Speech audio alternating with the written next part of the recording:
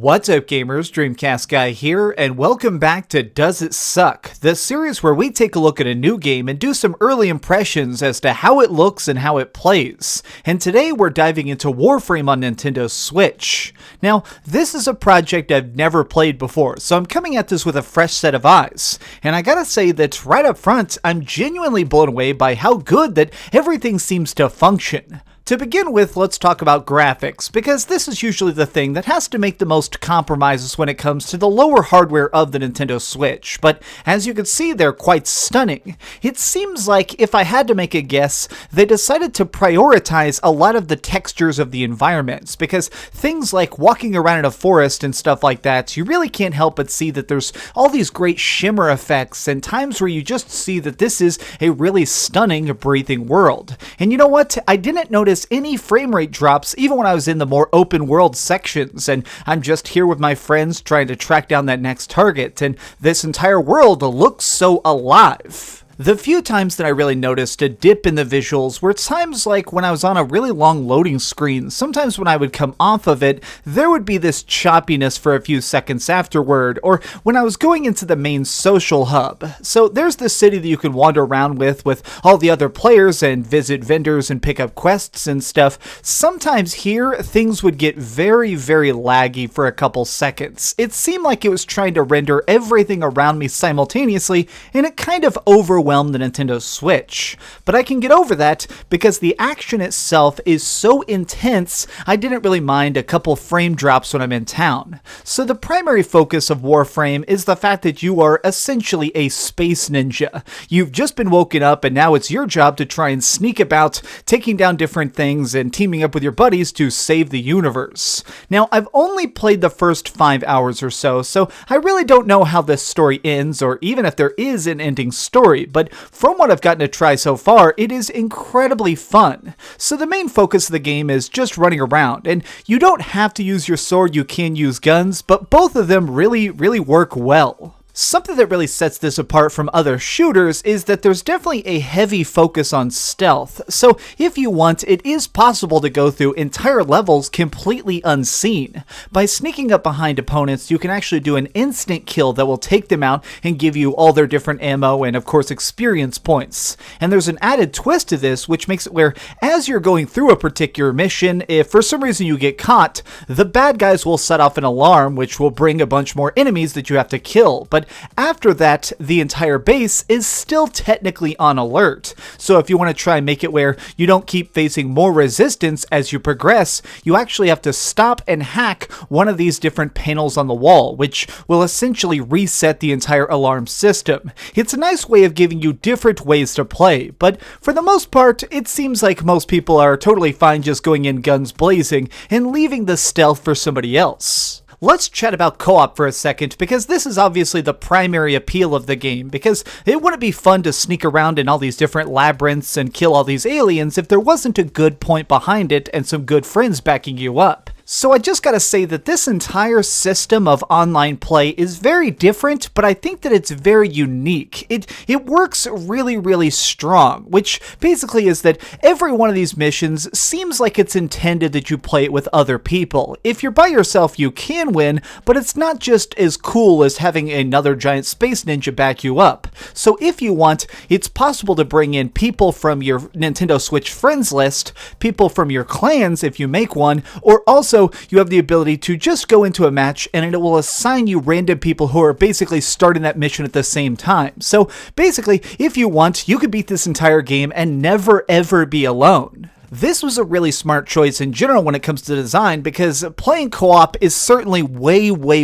more amusing. There's so many really epic moments that just kind of happen naturally. Like, at one point I was playing with Spawnwave. He's my buddy who's a big YouTuber, and we were trying to go through these caves, and he decided to pick up this power transmitter that we needed to try and activate this drill. So he's walking along one-handed, holding a pistol in one hand and the giant generator in the other hand, and as he's going along trying to drag this this battery, we're going through this cave system, and tons of these zombie-like guys just keep trying to flood into the hallway, and so I'm trying to walk in front of them with my shotgun, clearing the way every single step, and it was so thrilling. It was so simple of a moment, because when you realize it and take a step back, not a ton of action is really taking place, but since it's so easy to die and these enemies do feel so dangerous, it really kind of sucks you into the idea that this world actually needs your effort. You're not just going to win and be able to level up without actually trying. So I want to talk a little bit more about the combat, especially when it comes to solo play. So in this, you of course can sneak around, you can use your swords, but the main focus is certainly gunplay. At the beginning, you get to choose whether you want a bow and arrow or an assault rifle, and I decided to choose the AR. Now, here's where things really begin to diverge. As you use this weapon, it slowly levels up and gets different access to other options, which is called the mod system. So after you're done with the main tutorial, your ship is essentially fully unlocked. Every part of the capabilities are fully enabled, and it gives you access to this workshop where you can go and use different mods that you find. So when you're on missions, you're going to stumble upon these things that are just laying on the ground, which are mods. They're like little item cards, and by picking them up, you can later plug them into different weapons and armor to do its stuff where you deal additional damage or make it where every one of your bullets is heated up, so if there's like an ice enemy or a plant enemy, you're gonna deal additional damage. It's a nice bit of customization, but I like the fact that it also doesn't feel too intrusive. To be completely honest, a friend of mine actually told me that there's an auto-equip system, so if you want, you can just tell it optimize, where it will just suggest the absolute best cards for your playstyle and equip them for you. And this is the way I actually mess with it. During my 5 hours, I messed with my mods a tiny bit, but I also like the fact that I can just plug stuff in and get right back to the combat. Now, if you are wanting to take things a little bit slower and really try and maximize your character, you need to focus on these cards though, and you also need to be able to go to the marketplace and continually buy different gear. You need to be able to collect materials, collect mods, and craft new schematics to upgrade your weapons and armor. Now, this is where the microtransactions come in. So Warframe is free to play. You've probably heard this before if you've ever heard anything about this game, but I have to say that the microtransactions, at least they don't seem very invasive. In all my time, I managed to hit Mastery Rank 2 by leveling up a bunch of my weapons, and even do a bunch of different customization options to really make it where this new shotgun I purchased was incredibly powerful and was mowing people down. But I did notice that if I wanted to actually swipe my credit card, there were certainly a bunch of extra options for trying to basically just jump ahead. It seems like you can probably buy way stronger stuff right at the start via the premium currency called Platinum. Now, it seems like Platinum can also be used to buy different materials, so really if you wanted, I don't think the word pay to win is correct, but there's definitely a pay to skip content style to this gameplay, but it doesn't really feel overt. Never during this game did I feel weak. I didn't feel like, oh man, I'm not strong enough because I can't pay. At all times, I felt like I was completely invested in this world, and obviously, I never spent a cent. The only drawback to this game and all my hours spent with it is that I do wish that the controls could be customized a little bit further. It seems like the sensitivity of all the actions is always cranked up to very, very high.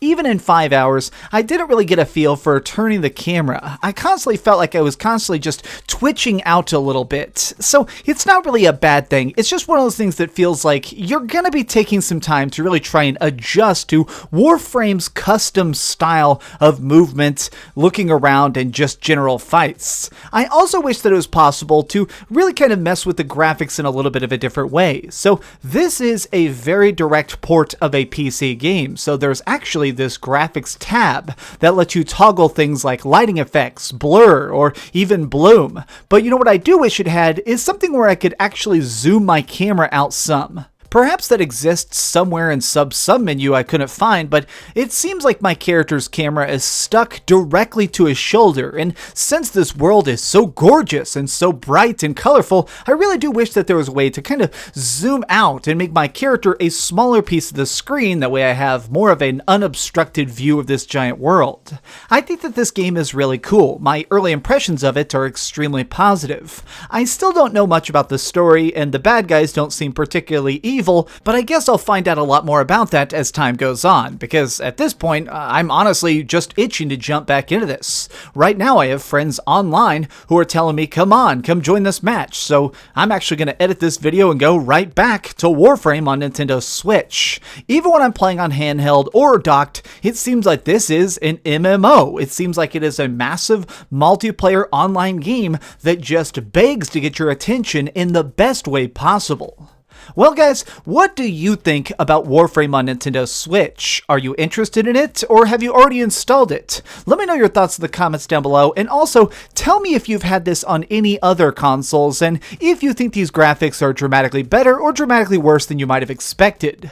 Thanks so much for watching, gamers. If you enjoyed this video, please give it a like, share with your friends, and subscribe if you haven't already. But do me the biggest favor of all, and keep dreaming. Oh, hey. I was just playing a little bit of Grand Theft Auto on my Darth Vader PSP.